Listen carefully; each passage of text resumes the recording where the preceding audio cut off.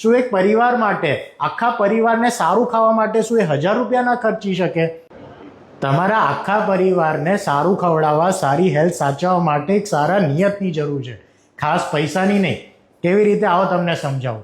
આપણે જે આખા વર્ષની અંદર ગ્રોસરી વાપરીએ છીએ એમાં 50% ગ્રોસરી તમારી ઘઉં, તેલનો ડબ્બો, ચોખા, તુવેર દાળ અને મગ દાળથી ભરેલી છે.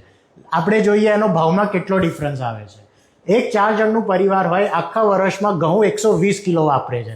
નોન ઓર્ગેનિક ખરીદવા જાઓ 40 રૂપિયાનો ભાવ છે, આયુધામાં ખરીદશો 56 રૂપિયાનો ભાવ છે. સિંગ તેલનો ડબ્બો તમે નોન ઓર્ગેનિક ખરીદવા જાઓ માર્કેટમાં 3000નો ભાવ છે, આયુધાના સ્ટોરમાં આવશો 3990નો ભાવ છે.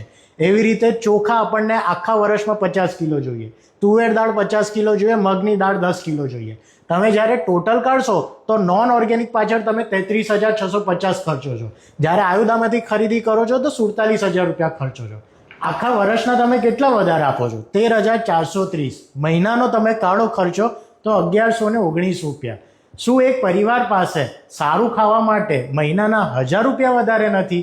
એટલે તમને કહીએ છીએ સારું ખાવા માટે ખાસ પૈસા નહીં, સારી નિયત જરૂર છે.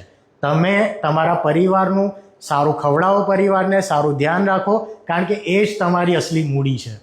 દુકાન બદલો, જીવન બદલો.